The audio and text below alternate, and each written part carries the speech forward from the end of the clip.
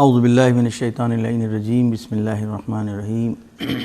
الحمدللہ الصلاۃ والسلام علی رسول اللہ وآلہ آل اللہ لا سیما بقیت اللہ ولعنۃ اللہ علی اعداء اللہ اما بعد رب یسر ولا تعسر وتمم الخیر۔ پروردگار جس کام کو شروع کیا ہے بنحو احسن آخری منزل تک اس کو پہنچا۔ ہم تمام اپنے ناظرین کی خدمت میں اور تمام وہ احباب اور وہ جوان بچے اور بچیاں جو ہمارے ساتھ شریک ہیں اس بحث میں، ان کی خدمت میں سلام عرض ہے۔ اور آج ہماری بحث نبوت کے اوپر ہے۔ ان تمام مطالب کو صرف جاننا ہی شرط نہیں ہے،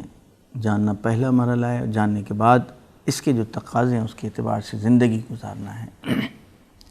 چاہے ہم دین ہمارے لیے کیوں ضروری ہے، اگر دین ہمارے لیے جس وجہ سے ضرورت ہے، اگر اس وجہ کو ہم نے درک کر لیا تو پھر ہم دین کی جو چیزیں ہیں، دین کی جو احکام ہیں، دین کے جو فارمولے ہیں، ان سب کو ہمیں فالو کرنا ہوگا۔ اسی وقت ہم صحیح معنوں میں متدین دیندار کہلائیں گے، اور اسی وقت ہم بتا سکتے ہیں اپنے عمل کے ذریعے سے، اپنے کردار کے ذریعے سے کہ ایک دیندار میں اور ایک غیر دیندار میں کیا فرق ہے۔ وگرنہ دین کو ڈھونا خالی نام کے ذریعے سے کوئی بہت بڑا ہنر نہیں ہے۔ ہم اپنے آپ کو مسلمان کہلاتے رہیں لیکن اسلام کی جھلک بھی ہماری زندگی میں نہ ہو تو کس کام کا ایسا اسلام؟ ہم اپنے آپ کو کہیں تو موحد کہ نہیں، ہم اللہ کو ایک جانتے اور مانتے ہیں، لیکن ہمارے کردار سے، ہمارے عمل سے، ہماری زندگی سے نہ پتہ لگے کہ ہم اس ایک کو ماننے والے ہیں، ہم صرف ایک کو مانتے ہیں۔ ہم ہر ایک کے آگے سر جھکا رہے ہوں، ہر ایک کے آگے ہاتھ پھیلا رہے ہوں، ہر ایک سے اپنی مشکل کو بیان کر رہے ہوں، یہاں بھی وہاں بھی، تو کیسے ہم موحد کہلائیں گے؟ لہذا ضروری ہے، میں نے مثلا عدل کے اوپر بحث کی، عدل کے اوپر ہمیں معلومات ہوئی، آپ کو معلومات ہوئی۔ اب یہ کہ اگر ہم اپنی زندگی میں اس مفاہیم عدل کو نہ لے کر کے آئیں، اگر خداوند عالم عادل ہے تو اس نے نظام عدل کا نظام پیدا کیا، وہ ہم سے بھی چاہتا ہے کہ ہم بھی عادل بنیں، اپنی زندگی میں عادل ہوں، اپنے گھر میں عادل ہوں، اپنے بچوں کے ساتھ عادل ہوں، اپنے پڑوسیوں کے ساتھ عادل ہوں، اپنے دوستوں کے ساتھ عادل ہوں، حتیٰ میرے عزیز دوستوں اپنے دشمنوں کے ساتھ ہم کو عدالت کے ساتھ کام لینا ہے۔ آپ اسلام کی تعلیمات کو تو اٹھا کے دیکھیں۔ لہذا اصل یہ ہے، کیونکہ آج اب ہماری بحث آپ لوگوں کے سامنے تقریباً 7ویں مرحلے میں ہیں، 2-3 درس اور زیادہ نہیں بچے ہیں۔ ہم جاننا یہ چاہتے ہیں کہ ہم یہ سب کچھ جو سیکھ رہے ہیں، جان رہے ہیں، آخر کیوں؟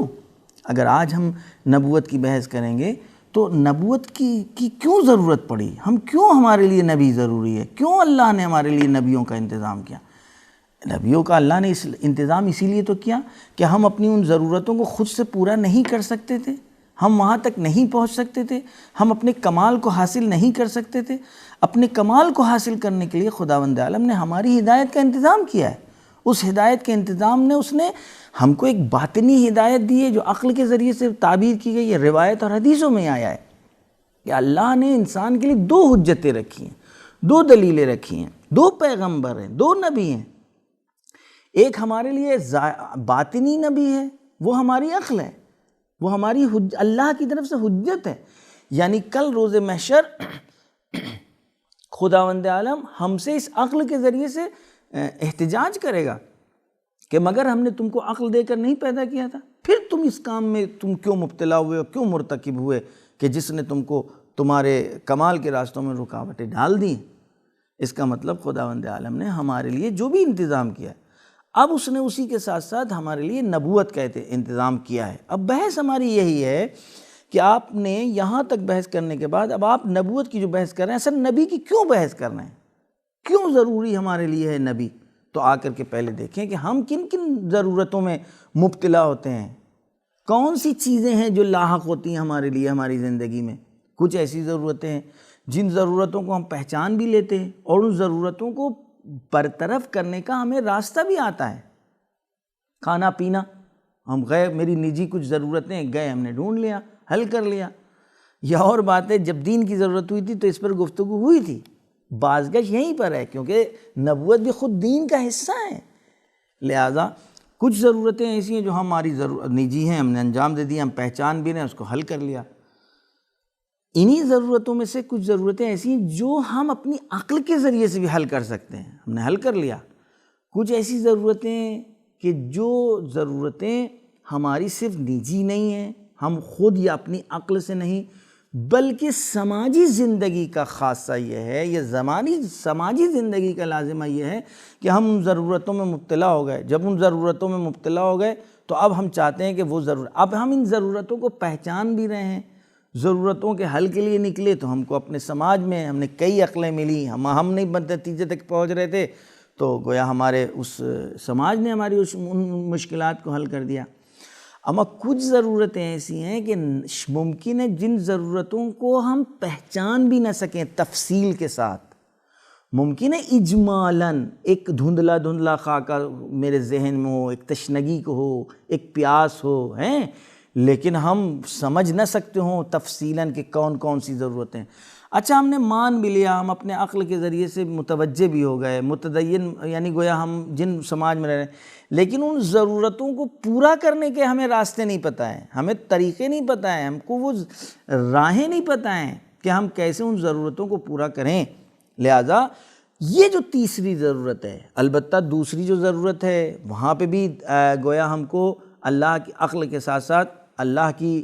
علم کی اللہ کی ضرورت پڑے گی، یعنی اس ہدایت ظاہری کی بھی ضرورت پڑے گی۔ ممکن ہے کیوں اس لیے کہ ممکن ہے ہم کو ظاہری اس مشکلات کا حل تو مل جائے، لیکن اگر وہ حل دین کے مطابق ہوا، اللہ کی تعلیمات کے مطابق ہوا، تو شاید ہم جس کمال تک پہنچیں گے اس پہلے نتیجے میں جس کو ہمارا معاشرہ خالی بیان کر رہا ہے وہ ہمارا نتیجہ ناقص نتیجہ ہو۔ حتیٰ نجی زندگی میں بھی کہ جہاں نجی ضرورتوں کو ہم پورا کر رہے ہیں، اگر دین کی تعلیمات ہمارے سامنے ہیں تو شاید ان نجی ضرورتوں کو ہم بہت معتدل، بہت منظم شکل میں اور بہت پاک اور مقدس انداز میں پورا کر سکیں، جو دوسروں کی ضرورتوں سے ٹکرائے نہ۔ ہم اپنے منافع تو حاصل کر رہے ہیں، لیکن کیونکہ دین کی تعلیمات ہمارے سامنے نہیں ہیں لہٰذا ہم دوسرے کے منافع کو پامال کر رہے ہیں۔ لیکن اگر دین ہے، اس کا مطلب یہ ہوا کچھ ضرورتیں ایسی ہیں کہ جن ضرورتوں کو نہ پہچاننے میں ہم خود گویا کفا ہیں اور نہ ان ضرورتوں کو پورا کرنے میں ہم حل کر سکتے ہیں۔ یہیں سے بات یہ واضح ہو جاتی ہے اور ثابت ہو جاتی ہے، اس کا مطلب خداوند عالم نے ہم کو اس دنیا میں پیدا کیا ہے اور اس نے ہماری خلقت کا ہدف کمال رکھا ہے، اور ہم کو بغیر کمال حاصل کیے چین نہیں ہوتا، سکون نہیں ہوتا، تو پھر خداوند عالم ہی نے اپنے اوپر فرض کیا ہے یہ جو قاعدہ لطف ہے، اللہ کے لطف کا تقاضا یہ ہے، اس کی رحمت کا تقاضا یہ ہے کہ وہ ہمارے لیے وہ اسباب فراہم کرے، ان تعلیمات کا گویا راستہ فراہم کرے کہ جس کے ذریعے سے ہم اپنی ان ضرورتوں کو پورا کر سکیں، در واقع اپنے آپ کو کمال تک پہنچا سکیں۔ یہیں سے بحث واضح ہو جاتی ہے کہ پس خداوند عالم ظاہری ہدایت کا بھی انتظام کرے گا، جس کو عام نبوت بولتے ہیں، یعنی خداوند عالم اب ان ضرورتوں کو خدا پورا کرے گا، یعنی اس نے اپنے اوپر فرض کیا ہے۔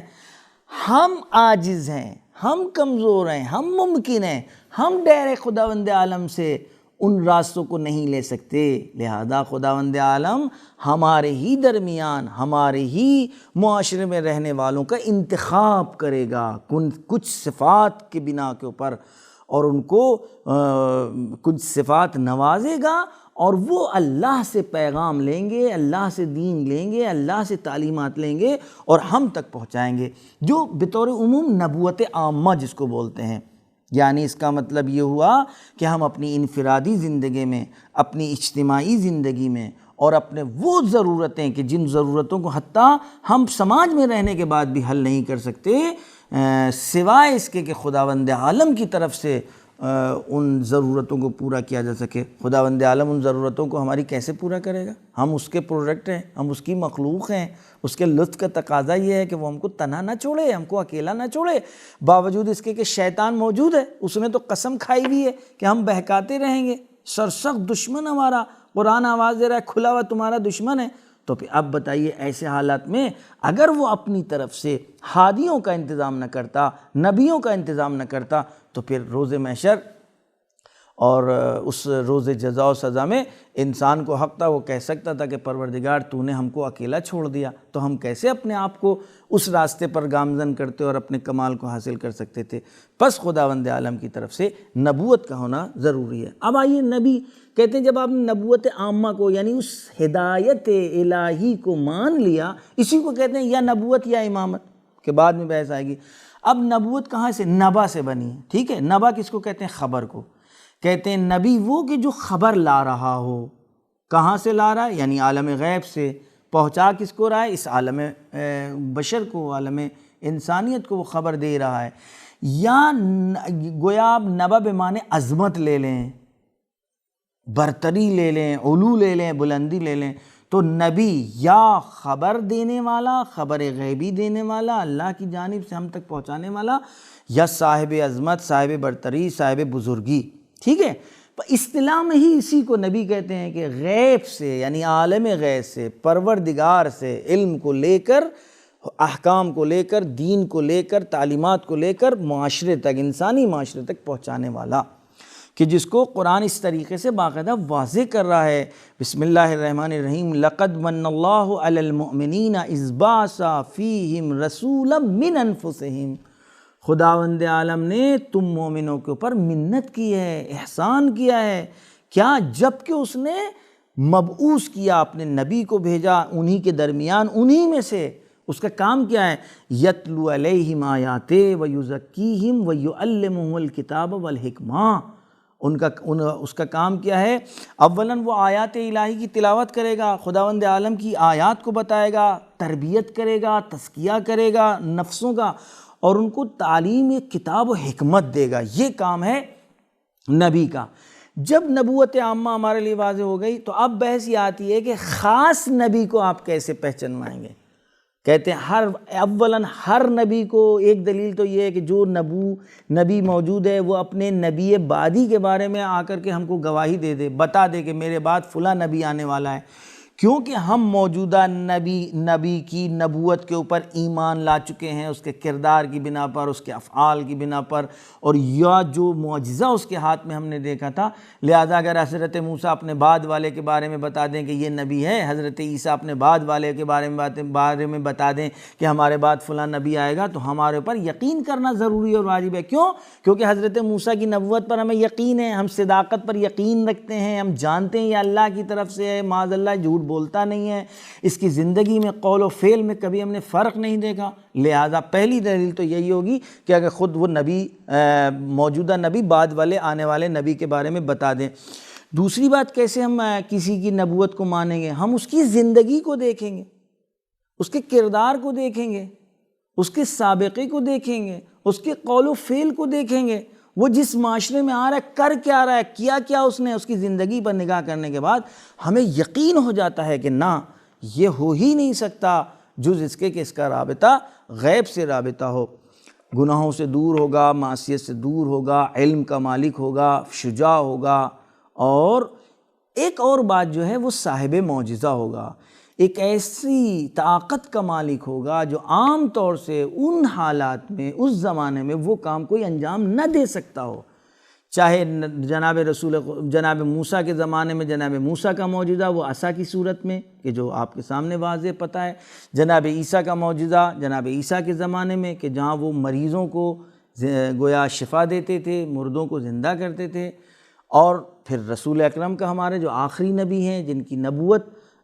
قرآن جو ان کے ہاتھ پر موجودہ تھا، اس قرآن کی سچائی، اس قرآن کی حقانیت، اس قرآن کی عظمت، اس قرآن کو بعنوان معجزہ، اس کے علم، اس کے اندر جو علم موجود ہے، اس میں جو اختلاف کا نہ ہونا موجود ہے، اس کی جو حفاظت کی ذمہ داری، یہ سب کچھ ہے کہ قرآن اشارے کر رہا ہے، یعنی معجزہ بن کر کے قرآن آیا ہے، خود قرآن دلیل بن گیا نبی کی ہم نے اس لیے نہیں کہ قرآن کیونکہ کہہ رہا ہے کہ محمد اللہ کے رسول ہے ہم نے مان لیا، کیونکہ ممکن ہے کوئی کہے ہم نے قرآن کو بھی تو محمد سے لیا ہے، نہ، اس لیے نہیں ہے معاذ اللہ، بلکہ ہم نے حضرت محمد مصطفیٰ صلی اللہ علیہ وآلہ وسلم کے کہنے سے قرآن نہیں لیا ہے، بلکہ قرآن کے اندر جو حقانیت پائی جا رہی ہے، قرآن کے اندر جو علم کے جوہر پائے جا رہے ہیں، قرآن کے اندر جو سچائی و حقیقت پائی جا رہی ہے اس کی بنا کے اوپر ہم نے قرآن کے اوپر ہم یقین لے کر کے آئے، اور اب ہماری سمجھ میں آ گیا یہ قرآن جو لے کر کے آیا ہے، جس کے ذریعے ہمیں قرآن ملا ہے، یہ کوئی عام انسان نہیں ہو سکتا۔ اور اسی طریقے کے واقعات رسول اکرم کی زندگی میں ملتے ہیں، جو لوگ اسلام لے کر کے آئے انہوں نے اسی طریقے سے قبول کیا کہ یہ عام انسان کا کلام نہیں ہے۔ چاہے وہ سب معلقہ کا جو واقعہ جو کعبے کی دیوار پر لٹکے تھے 7 قصیدے، اور رسول اکرم نے بھی جا کر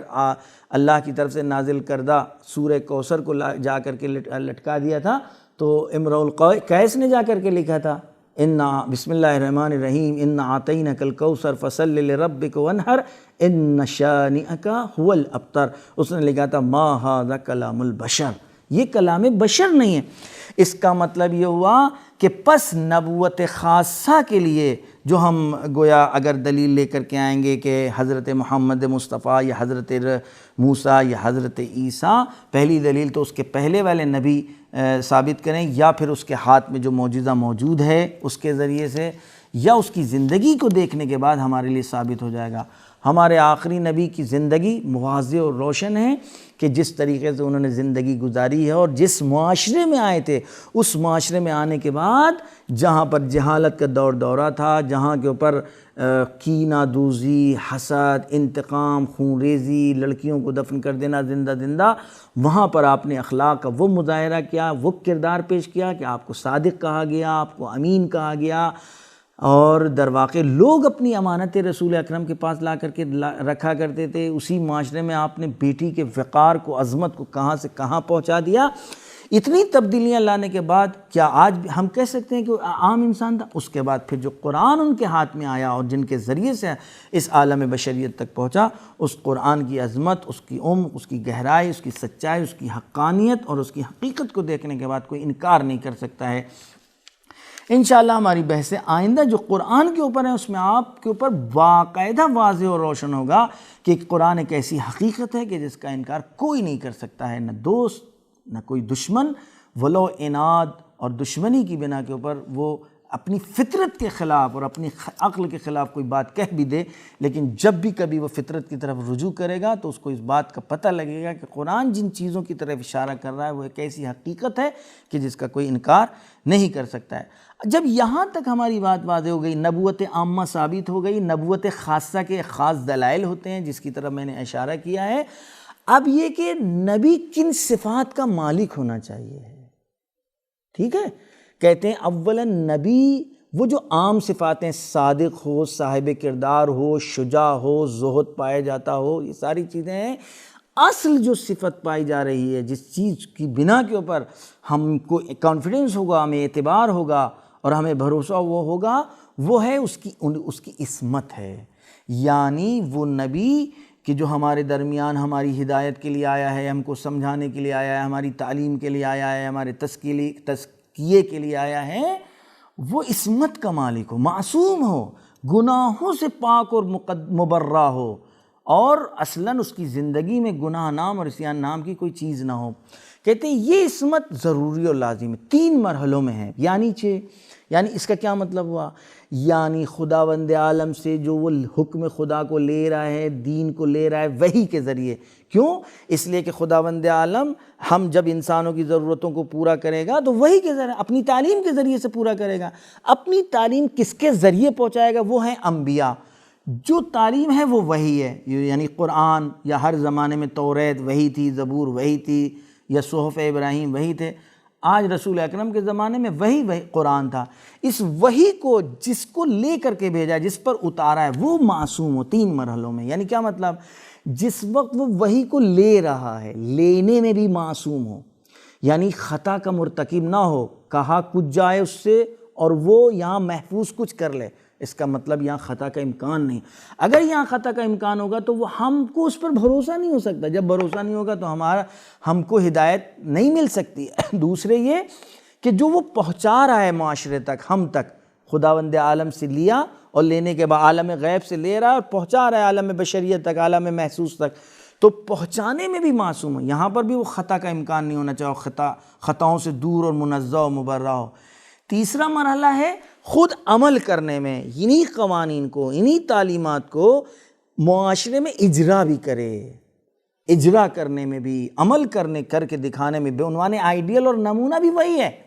لہٰذا اس میں بھی وہ معصوم ہونا چاہیے۔ لہٰذا عصمت ایک ایسی صفت ہے کہ جس صفت کے اوپر اگر ہمیں بھروسہ نہیں ہوا، اگر ہمیں اعتقاد اور یقین نہیں ہوا، تو ہم اپنے آپ کو ہدایات الہی سے گویا سرفراز نہیں کر سکتے، ہم اس سے فائدہ نہیں اٹھا سکتے۔ کیوں؟ ہم مزبذب ہوں گے، ہم مشکوک ہوں گے، ہم شک میں دو چار رہیں گے، کیونکہ ہمیں بھروسہ ہی نہیں ہوگا، پتہ نہیں یہاں پر اس نے خطا کی ہے کہ نہیں کی ہے، اگر خطا کی ہے تو خطا کار کیسے ہماری خطاؤں کو دور کر سکتا ہے؟ پس خداوند عالم جس کو ہمارے درمیان بے عنوان ہدایت بھیجے وہ معصوم ہونا چاہیے، معصوم پیغام الہی کو لینے میں، معصوم پیغام الہی کو پہنچانے میں، اور معصوم پیغام الہی کو اجرا کرنے میں، عمل کرنے میں بے عنوان آئیڈیل اور نمونے کی صورت میں۔ نبی جب اس معاشرے میں آئے گا تو کرے گا کیا؟ کام کیا ہے؟ قرآنی آیات بھری پڑی ہیں، جو میں نے آیت آپ کے سامنے پیش کی تھی، یتلو آیاتہ ویزکیہم ویعلمہ الکتابہ۔ بس اس کا مطلب یہ ہے کہ تعلیم اس کا کام ہے، تربیت اس کا کام ہے، تزکیہ اس کا کام ہے۔ قرآن نے ایک اور چیز کام کی طرف اشارہ کیا، وہ رفع اختلاف ہے، یعنی اگر ہم میں انسانی معاشرے میں آپس میں کوئی اختلاف ہو جائے تو اختلاف کو کون دور کر سکتا ہے؟ معصوم زمان یعنی نبی اکرم رسول اعظم۔ اگر ہم میں اختلاف ہو گیا اور ہم اختلاف کو خود سے دور کر نہیں پا رہے ہیں تو حل اختلاف کرنے کا حق اگر کسی کو ہے تو وہ خود نبی کو ہے، رسول کو ہے، کہ وہ ہمارے درمیان موجودہ اختلاف کو دور کریں گے۔ اگر اسی مسئلے کو ہم لے لیں، ہم اپنے انسانی معاشرے میں، ہم اپنے گھروں میں، اپنے خاندانوں میں، اپنے محلوں میں، اپنے علاقوں میں، اپنی قوم میں اگر کوئی اختلاف پایا جائے، اگر ہمارا مبنی یہ بن جائے کہ ہم اپنے اختلاف کو قرآن اور اہل بیت کی تعلیمات کی روشنی میں دور کریں گے، انصاف سے بتائیے اختلاف ہوگا؟ کیونکہ قرآن کہہ رہا ہے کہ آؤ، اگر جب تم میں اختلاف ہے، قرآن کی آیت کہہ رہا ہے میں اولی الامر اطیعوا اللہ و اطیعوا الرسول و اولی الامر منکم، آؤ ان کی اطاعت کرو۔ جب تم میں اختلاف پیدا ہو جائے، جب تنازع تمہارے پیدا ہو جائے تو تم رجوع کرو اللہ کی طرف، رسول کی طرف یا اولی الامر کی طرف۔ کیوں کہا جا رہا ہے؟ اب اگر ہمارے درمیان اختلاف پایا جاتا ہے اور اختلاف ہم دور نہیں کر پا رہے ہیں تو اس کا مطلب یہ یا ہم نے خدا اور رسول کی طرف رجوع نہیں کیا ہے، اور یا رجوع تو کیا ہے بظاہر، لیکن ہم چاہتے ہیں من پسند فیصلہ، ہم چاہ رہے ہیں میرے حق میں فیصلہ ہو، آپ چاہ رہے ہیں آپ کے حق میں فیصلہ ہو۔ اگر دو آدمی جو فیصلے کو لے کر کے جا رہے ہیں عدالت میں، اور یہ فرض کر کے جائیں کہ جو بھی عدالت الہی فیصلہ کرے گی، جو دین فیصلہ کرے گا ہم اس کو مان لیں گے، اختلاف دور ہو جائے گا۔ کوئی ایسی مشکل نہیں چھوڑی ہے دین نے جس مشکل کا حل بیان نہ کیا ہو۔ مشکل ہم خود ہیں، مشکل ہمارا اخلاق ہے، مشکل ہمارا کردار ہے، مشکل ہم ہیں۔ مشکل کیسے ہم کہہ دیں کہ مشکل آپ ہیں؟ اگر آپ میں مشکل پائی جاتی تو آپ یہاں جمع نہ ہوتے، آپ آ کر کے یہ بات سنتے نا۔ اس کا مطلب ہم لوگ جو بیان کرنے والے ہیں، بیان کرنے والوں میں کہیں نہ کہیں مشکل ہوئی ہے، ہم صحیح معنوں میں دین کی باتیں پہنچا نہیں پائیں۔ لہذا دو بھائیوں میں اختلاف ہو، طے کر لیں، اگر قرآن جو حل بیان کرے گا ہم اپنے اختلاف کو دور کر دیں گے۔ اگر ہمارے خاندان میں اختلاف ہو، خاندان والے طے کر لیں، اگر قرآن نے ہمارے اختلاف کے حل کو بیان کر دیا تو ہم اس اختلاف کو دور کرنے پہ تیار ہیں۔ اگر ہمارے محلے میں کوئی اختلاف ہے تو ہم طے کر لیں کہ جو قرآن اور اہل بیت اگر اس کا حل بتائیں گے تو ہم اسی حل کے مطابق زندگی گزاریں گے، اختلاف دور ہو جائے گا۔ ہماری قوم میں اگر اختلاف ہے، ہم طے کر لیں کہ ہم قرآن اور اہل بیت سے اس کا حل ڈھونڈنا چاہتے ہیں، جو قرآن اور اہل بیت بتائیں گے ہم اپنے اختلاف کو حل کرنے کے لیے تیار ہیں۔ انشاءاللہ وہ وقت دور نہیں کہ انشاءاللہ کہ ہم سب لوگ متوجہ ہوں گے ان تمام چیزوں کی طرف کہ اگر ہم دین سیکھ رہے ہیں، دین کی تعلیمات سیکھ رہے ہیں، تو اسی وقت یہ دین کی تعلیمات ہمارے لیے فائدہ مند ہیں کہ جب ہم ان تعلیمات کو اپنائیں گے، ان تعلیمات کو عمل کریں گے، ان تعلیمات کو فالو کریں گے انشاءاللہ۔ وآخر دعوانا ان الحمدللہ رب العالمین۔ بسم اللہ الرحمن الرحیم۔ اللہم کل ولیک الحجۃ ابن الحسن صلواتک علیہ وعلی آبائہ فی هذه الساعة وفی کل الساعة ولیا وحافظا وقائدا وناصرا ودلیلا وعینا حتی تسکنہ ارضک طوعا وتمتعہ فیہا طویلا۔